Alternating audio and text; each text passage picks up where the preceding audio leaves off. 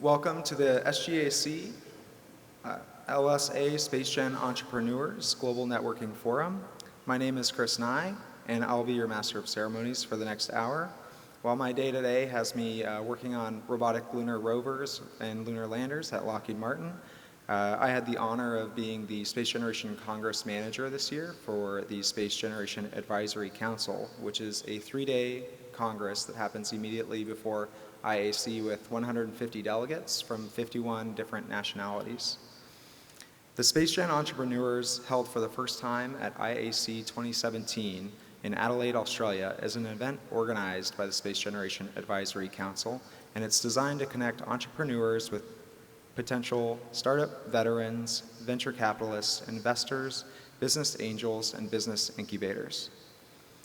The GNF is focused on the concept this year of space commercialization in partnership with the Luxembourg Space Agency. The Luxembourg Space Agency has a unique framework for the exploration and commercial utilization of resources in space and the spaceresources.lu initiative. About 20 space companies have established a presence in Luxembourg in the last 3 years, and through technological progress, cheaper access to space, interest from investors, all of this is expected to fuel the growth in the industry in the near future. Today's GNF will feature a keynote, a panel, and TED-style talks, all of which will discuss how to capitalize new commercial opportunities in the space industry, the most effective ways to succeed in startup ventures, and share the human storyline behind the global space entrepreneurs. We have the honor of kicking off our Global Networking Forum today with the Government of Luxembourg's Deputy Prime Minister and Minister of Economy and Space, Mr. Etienne Schneider. Please help me welcome him to the stage.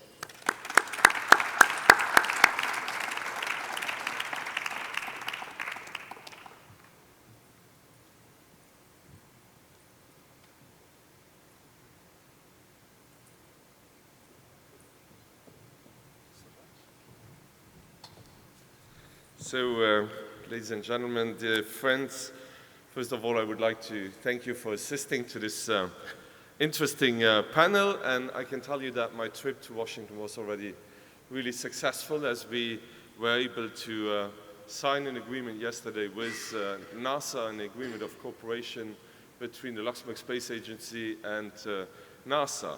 And this happens only a few months after we signed agreements between the government of the United States and Luxembourg about cooperation in new space activities, when Wilbur Ross came to Luxembourg in order to sign this agreement together with me. Luxembourg, with its 999 square miles, might be a little bit smaller than the United States, but we share one common goal, which is the desire. Is that the end of my speech already? Which is the desire to develop and promote commercial space industry. You may wonder why Luxembourg gives so much importance to space. Well, that's because we have quite a long history in space. When in the 1980s, the Luxembourg government, together with some private entrepreneurs, launched a company called SES, which became since one of the most important commercial satellite operators in the world. Luxembourg was committed to space. And I can tell you that at that time in the 1980s, it was not that easy for the government to invest into such a satellite company, especially as it was meant to send TV satellites into space. And people in Luxembourg did not really understand what that should be useful for. Because they said, if you read the discussions we had in Parliament at that time, people said, you know, we have all our antennas on our roofs, we have 4 or 5 TV channels, that's enough. So where's the sense to invest such an amount of money into satellite TV? But the Luxembourg government believed into it. And there was another problem at that time, that was that there was no insurance company who wanted to give an insurance on the first launch, and then the government took the decision to give a state guarantee on this first launch. And just to tell you that state guarantee in 1985 was the equivalent of 5% of our total annual budget. Could you imagine today a government giving a state guarantee on the launch of that amount? I don't think that would be possible anymore. And during the years of presence of the SES in Luxembourg, Luxembourg attracted many other satellite companies and, of course, space-related services and businesses. Nowadays, space contributes to 2% to our GDP, which is the highest share in the European Union. So how did we get actually from SES to our Space Resource Initiative? Being a Minister of the Economy, I always trying actually to diversify our economy and to create a true innovation economy in Luxembourg. And so when I met Dr. Pete Worden, who was the former director of NASA Ames, he told me that Luxembourg may invest into space resources, may try to develop space resources and space mining. And sorry, Pete, for repeating it every time, but you know, when he sat in my office and was talking to me about space mining, I thought two things. What did the guy smoke before coming to my office, and how do I get him out of here again? But he stayed, and he's still there, and he became one of our most important government advisors on our Space Resource Initiative. And he was even knighted by His Royal Highness the Grand Duke of Luxembourg for his services in developing, or for his great assistance in developing our Space Resource Initiative. So in the year 2016, the government developed a clear strategy on how to build up this new space economy. And the first step was to put in place a legal framework which allows companies to own, to process, and to commercialize whatever they find in space. And we thought that was extremely important. It was extremely important to secure property rights for these new space companies, because otherwise they will get problems in attracting venture capitalists. Because why should you invest into a company where you're not sure that whatever they do in space or whatever they use and find in space, that they will be the owners of that? So this legal framework was one, I would even say, most important step we took in order to attract companies to Luxembourg. Now we are two countries in the world, the United States and Luxembourg, who have such a framework, a legal framework. The second step was to put in place the research and development grants, but also to establish a range of programs and partnerships with academic research and business communities, so that the businesses in new space could evolve in our countries. Talent and skills development was a very important point as well. So we negotiated with the University of Luxembourg to put in place an interdisciplinary space master's degree, which started this September, and we got 8 or 9 times more applications that we had placed for all the students to do so. And we have since a few years now a space master program in space communication and media law. What's more, we are now establishing a space resource research center, and we will do that in cooperation with the European Space Agency, which is really good news for us, because you know, at the beginning when we started our initiative, ESA was not that much interested in space resources. Nowadays it's completely different, and they are supporting our initiative, and they try really to invest also in our initiative. And I was very happy when last week we discussed this with ESA, and they agreed to participate in our Space Innovation Center. But then what is important to know about this Space Innovation Center is that the focus will lie really on space resources and on their extraction, on their processing, and on manufacturing. In the upcoming weeks, we're going to launch a venture capital fund in Luxembourg, where the Luxembourg government will hold more or less half of the capital, and the other half will be private investors. So that venture capital fund destined to A and B series will be launched at the end of this year, and I think that that's really important as well, because these new space companies need venture capital, and that's why we are that's why we are going to put in place such a venture capital fund. I cannot give you more details about the fund because of regulation. We have to not talk about it until it will be launched, but that will be the case in the upcoming weeks.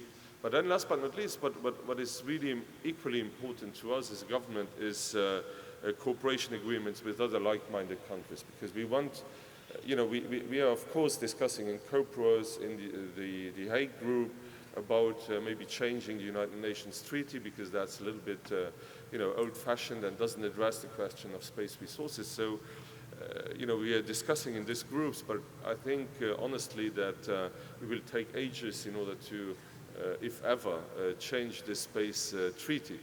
But what we try to do is really getting all the like-minded countries together and developing common rules together with them in order to organize this peaceful and sustainable use of space resources. And that's why I'm quite happy that we were able to sign some 9 or 10 such agreements. The latest we signed was with the United States of America. And I'm pretty sure that if we want to be successful in space, we need these partnerships between like-minded countries, between agencies, but also between companies. And when we're coming to the United States and when we're meeting up with space companies in the United States, our aim is not to move them from the United States to Luxembourg, but to show them the interest they could have in having also some kind of activity in Luxembourg, because we can help them. Getting into ESA programs as well. And I think that could be really beneficial to American companies if they have the opportunity to work in NASA programs, but on the other side also have the opportunity to work in ESA programs. We launched our space agency only 1 year ago, the Luxembourg Space Agency, which is not, a space agency like NASA or, now I will really stop, like NASA or ESA, but it's a space agency which is actually meant to help startups to find their way, to help them to get into ESA programs, to help them to settle down, to help them to get access to venture capital funds or whatever they need to get access to research grants, be it Luxembourgish ones, be it European or international ones. So that's the aim of our space agency, and I can tell you since we launched this initiative in 2016, we've got now more than 50 new space or space and satellite companies in Luxembourg, and we've got some 150 companies and research institutions on our list who want to work together with us, and we really trying to handle them as soon as possible. So my message to you today is let's try to see how we can work together, because we need to work together in order to really develop this new economy in space. Having said that, I wish you a very interesting panel, and thank you for your attention. Thank you.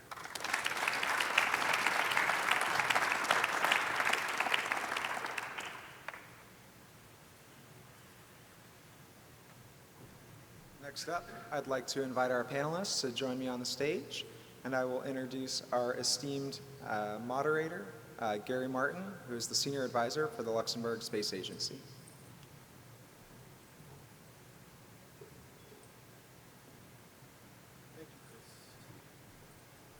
I'm really happy to be here, and it's hard to follow the minister who has such a great vision for commercial space. Luxembourg is creating a sustainable commercial space environment. And it's very complex, as you heard from the minister's talk, about all the different things you have to do to make it sustainable. And so we have people from different aspects of that environment in Luxembourg here to talk to you today. And I'm going to introduce them if you haven't seen them before. Lynn Zonen is the Global Affairs Manager for iSpace, where she manages iSpace European Payload Sales Pipeline and partnering activities. I want to thank her for being here. Pete Warden is the chairman of the Breakthrough Foundation. He's a retired center director from NASA Ames, my former boss. and he was a catalyst for the Space Resources.lu, as you just heard, initiative. So thank you for being here, Pete. Andy Boyer is the co-founder and CEO of CleoSpace, which is focused on global activity-based intelligence as a service and in-space manufacturing technology. And Gareth Keane is a partner with Promos Ventures, which invest in visionary and tenacious early-stage software and hardware teams. Thank you for being here. And so, my first question, if we have time, we'll do more, but the first question is I want the team from their different perspectives to give you an idea of how a space entrepreneur can start in this, this new world of a sustainable space ecosystem. Thank you very much for the invitation and for the kind introduction.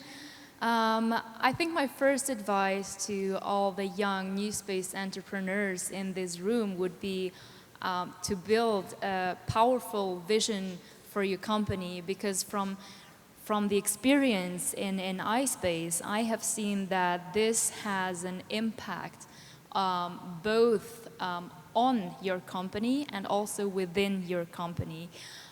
So for iSpace, it has really, our vision has really helped us attract partners and investors, not only from the space industry, but in particular from the non-space industry that did not have a space vision before.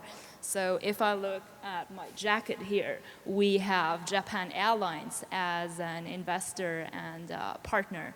We have managed to attract NGK, which is a supplier for the automotive industry, who are now going to perform a solid-state battery test with us to see if that could be a solution to survive the lunar night.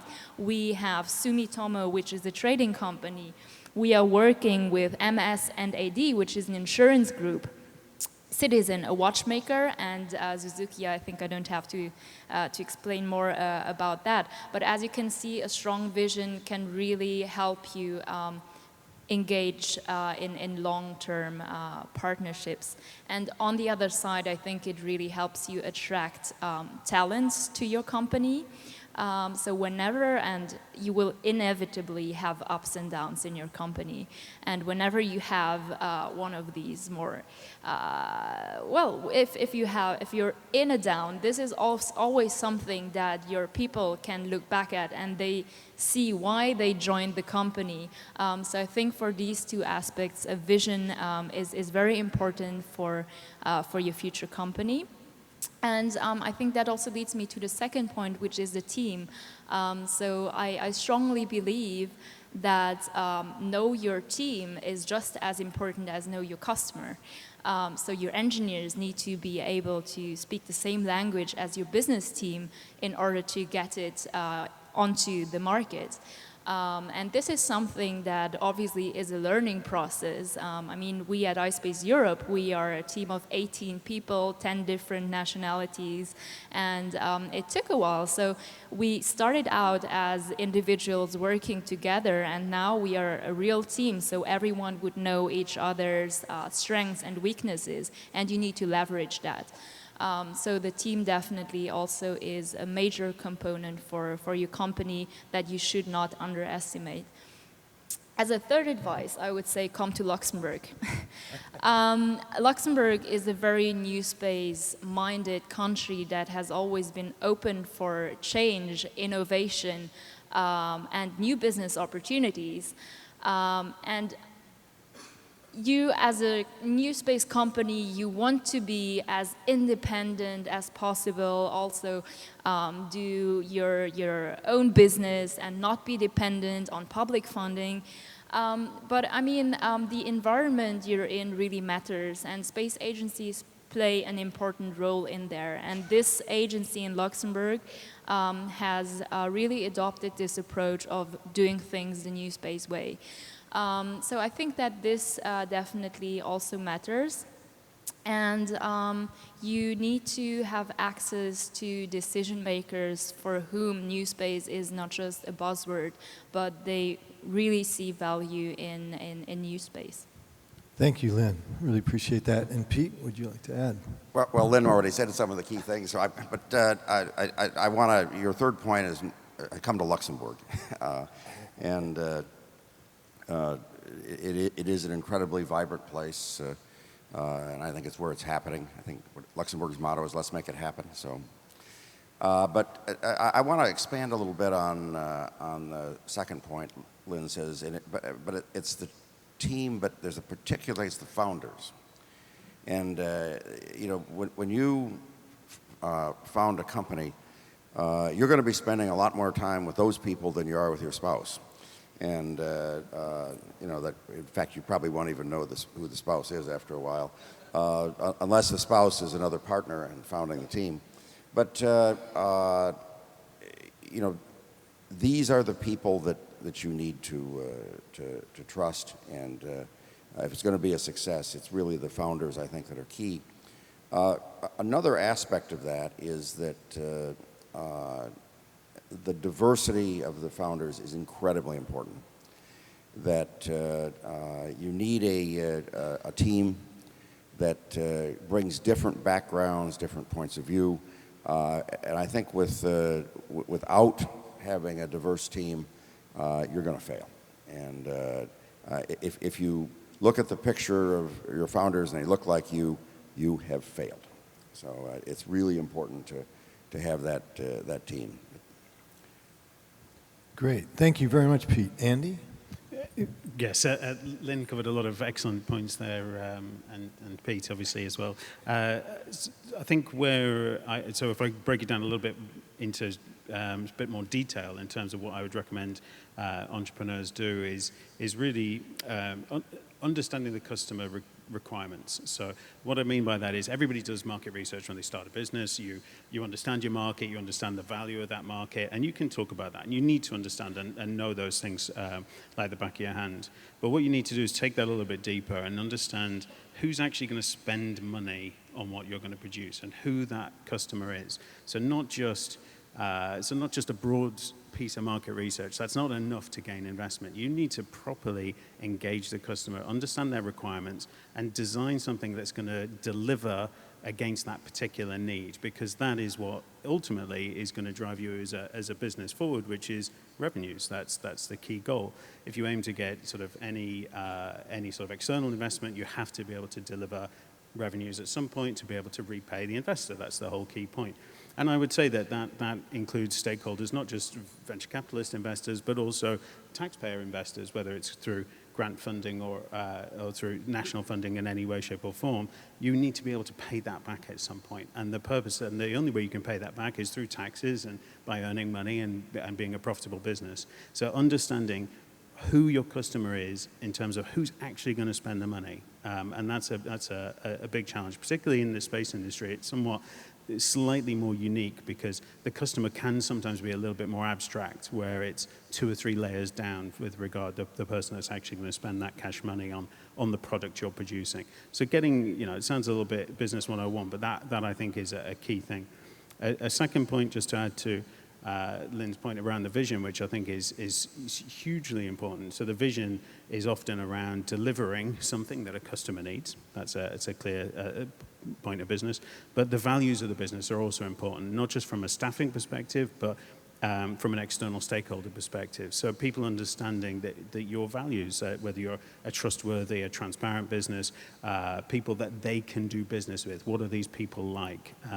And I think making sure that when you're bringing in new staff and new starters, that they understand those values. They're buying into those values when they're first starting, I think is really key. It's not to say those values are fixed permanently and visions are fixed permanently. These things can flux, but it's important that as founders you really instill into people what your values are and how you get those across. So I'd say probably those are my two key areas that I would add to what's already been said. Excellent. Thank you, Andy. And Gareth? Just want to echo Lynn and say thank you very much for the invite to be here today. I really appreciate it. I think I'm going to bring a slightly different perspective to the rest of the panel as an active investor, just to give you some background Promus, the team, has been active investing in new space for quite a few years, and we have investments all across the value chain, from launch with Rocket Lab through a couple of constellation companies, Spire and ISI, and then a whole host of downstream sort of service and application layer investments, including one that just came out of stealth at IAC yesterday, Aurora Insight, who's doing some interesting things around the wireless spectrum usage for 5G. So I think three very tangible pieces of information or advice that I can give to entrepreneurs are as follows. Number one, building on what Andy said, have a clear vision of what people are going to pay for, like a real business proposition. I think there's a difference between invention, which you see coming out of academic contexts, and innovation, which is an invention that somebody will pay for. And understanding how you are going to make money as a business is probably the most important thing for many founders and entrepreneurs who are coming out of a very hard technology or deep technology focus, whether it's robotics or the Internet of Things or autonomy or space innovation.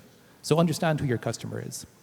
And then stepping back as an investor, I use a very, very simple framework when I'm looking at teams at the seed or Series A stage. And it's as basic as answering three questions for me. Number one is, why are you, the entrepreneur, the right person to solve this problem? It could be something in your background, your work history. It could be a connection you have at a personal level. But give me a really solid reason for why you are the entrepreneur who's going to get out of bed every morning and run through walls to make this company successful. That's very, very important. Number two is, why this particular problem here? And this comes back to that question of innovation and who will pay for a product or a service, and back to why you have spent all this time thinking about this particular problem. So give me all the data that I need around why you feel people will actually be willing to become a customer and why this is a really important problem to solve. And then finally, help me to understand why it's suddenly the right time to solve this problem. Why has nobody done this before? Is there some innovation or change from a technology perspective that has suddenly made this particular issue so much more tractable and solvable for you as an entrepreneur?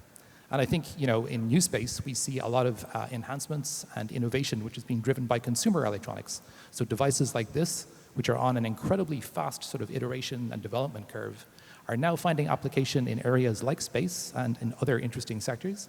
So helping me to understand why the latest and greatest cell phone technology has suddenly made your Earth observation, nanosat, or whatever else you're working on feasible would be also very helpful to me.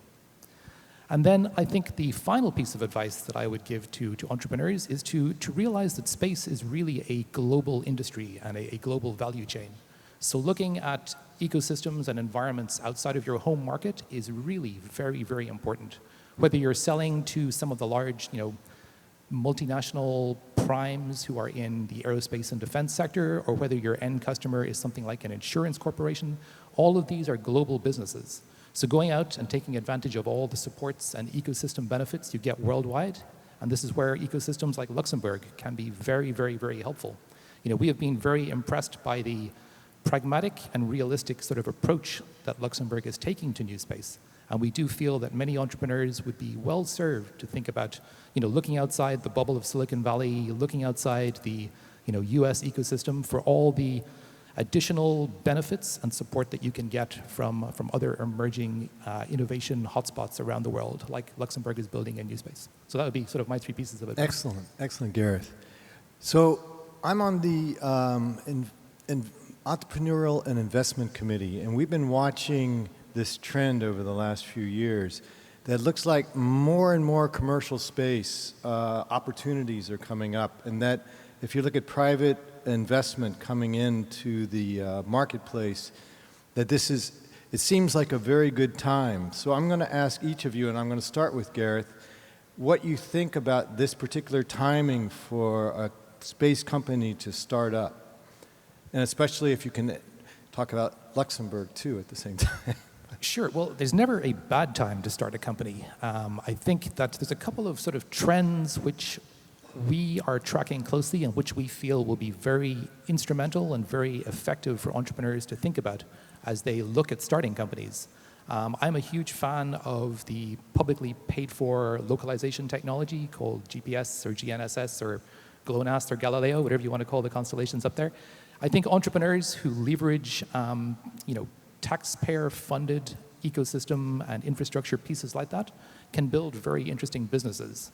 I think many people in the room may not consider companies like Uber to be space companies, but I think it's important to realize that without that 5-cent GPS receiver that's in everybody's cell phone, which is being enabled by companies like Qualcomm and the US government to their GPS constellation, a company like Uber could not exist. So we actually think of space companies as being very broad in many ways. You know, we don't sort of look at launch and satellite constellations as being the only sort of innovation companies that we look at from the space perspective. I think other areas that we're excited about, we've seen some really interesting use of Earth observation and sort of sensors in LEO and other orbits for solving real problems in industries and sectors that historically have maybe not been automated or digitized. So you could think about agriculture, transportation and logistics. You could think about resource extraction. We've just funded a very exciting company which came through the very famous Silicon Valley accelerator or incubator called Y Combinator. This company's out of Australia. They're focused on mining and resource extraction. And what they're doing is they're using satellite data and other signals to help with resource sort of identification, finding mineral deposits on the surface of the Earth. And you could think about that technology being turned outwards, right, in 10, 15, 20 years and used to discover resources out in the asteroid belt. So stuff like that. Industries which are not very digitized or automated, we think are ripe for disruption with space data. Thank you, Gareth. Andy? Yeah, it's a good question. I think that to a certain extent that if you have a good business case and you have the ability to show that you have a customer base that's willing to spend money on something, I think there's money out there that can be raised. So whether this is in the space industry or whether it's a space-ish industry, doesn't really matter. I think you can raise money, you can, as long as you can demonstrate that as a customer and there's a business case there. And I think that's one of the favorite things I've found about Luxembourg ever since I started going there and then starting to develop our business in Luxembourg and eventually start a company there and deliver that is the commerciality of Luxembourg as a country. I think it's clear, even when looking at some fairly sort of long-term aspects to do with space resources, et cetera, there's a commercial element to that. There's always an element that brings it back to, well, how is this going to generate income? How is this going to build businesses, build an ecosystem, increase the size of the economy? And I think that is by far and away my favorite thing about Luxembourg as a country, is that aspect to look at space as whether it's short-term space, or in our case, we're a short-term space sort of company, or long-term space as an opportunity. It's looking at it as a commercial opportunity, and that's by far and away my favorite aspect of the country. So I think that, and I think that's inherent in any business. You should always be looking at the commerciality of what you're doing. And if there isn't a commercial outcome, it's not a business, it's a charity or something. So, you know, I think if you can align yourself with a customer, with a commercial business case, you can be aligned in Luxembourg. Thank you. Pete? Well, I think this time and the sort of space enthusiasm throughout the world is different. And it's different for one key reason, is that we are now seeing a focus on beyond Earth orbit.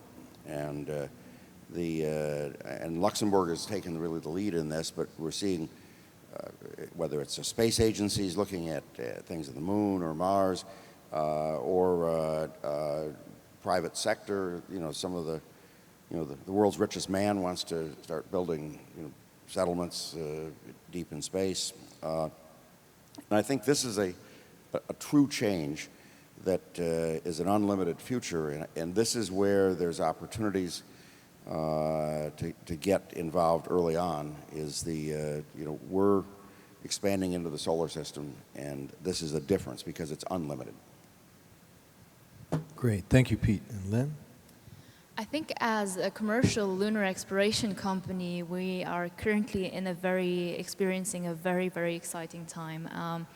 We are looking back at the moon as a powerful destination for space exploration, again, after many years. So this is a very exciting trend for us, where we see that the spacefaring nations in the world consider the moon again as a key target. for research. We also see this trend in terms of new space, in terms of doing things quickly, cheaper, and opening access for other commercial companies to enter this field. And at the same time, we see that Luxembourg is committed to supporting all of these trends, and in particular space resource utilization. And I think, so Gareth mentioned Earth observation before, and I think what is going to happen in our industry or in our niche is exactly what happened years ago in the Earth observation area, where they moved from using only public streams and integrating commercial data because they could see that this data is complementary. And I think we are right now really experiencing this shift where also public agencies are asking commercial companies to provide services for them. This is something that we can see, where we can see strong dynamism in the US here, and in Europe we're hoping to see the same move, and we can see the first signs. So I see the future of commercial space in Europe and in Luxembourg very positively. Excellent. Thank you, Lynn. So we've got a few minutes left, and then what I would like to do is ask you if you could give some advice. One, what would you ask, or at least give some advice about things people should avoid when they're starting up or when they're looking at starting up a new business, and maybe leave on a positive note of the number one thing they definitely should do. And Lynn, we'll start with you and go back. I think what you should not do is try to do 100 things at a time. We could see that in iSpace, because when we started the company in the context of the Google Lunar X Prize, this $30 million competition, race to the moon to send a private rover to the moon, drive 500 meters and send back data and images, we only focused on the rover. And so we didn't have a lander. We relied on another company, and these two companies we were working with ran out of money, so we couldn't make it. But given that we were focusing only on the rover, by the time we approached our first investors, our rover was flight qualified. And this then helped us really in our A series. So I think you should not try to do too many things at a time, but really focus on one particular activity and do that very well. Thank you very much, Lynn. And Pete? Well, looking at a lot of startups, I think the mistake that's often made is hiring too many people, because early on in a company's lifetime, you're burning capital and you have no income stream, and it's I've seen this in companies that have failed, is that it's fun to have a great big group of people, but that's costing you a lot of money, and it's so I think it's important to have the minimum number of people that, and as I said, diverse group that can focus on that product, and you only hire new people when you start getting income streams. But that would be my biggest piece of advice, and I think that's an important mistake not to make. Excellent. Thank you, Pete. Andy? Well, I think when we're all starting our businesses, and nobody could be a bigger believer than you as a founder. So as a founder, you believe truly in what you're doing. I think a big mistake that we can make as founders sometimes is the kind of arrogance that we're the only people who have thought of this great idea to have done something. And so I think that there's a degree of being humble as a founder, that you need to accept that even though your little baby you think is the most amazing thing since sliced bread, you've got to look outside and have a look around and see who else is doing this, and perhaps there's people there that have done things better than you beforehand, and so learning from that mistake and learning from those other entities, I think, is a very valuable thing to do.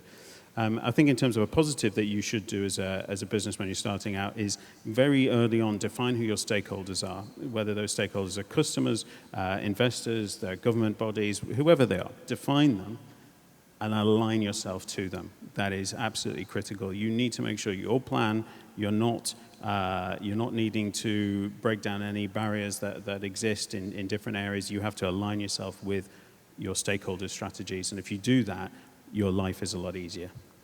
Excellent. Thanks, Andy. I'll be Gareth. very quick. I would encourage entrepreneurs to talk as much as possible with everybody about what they're doing. I think certainly I grew up in Europe. There's a European sort of reluctance to discuss what you're doing in case somebody else might try and work on the same idea. I think it's much more effective to be open and communicate. You can get valuable feedback. You can find people who will help you in different ways.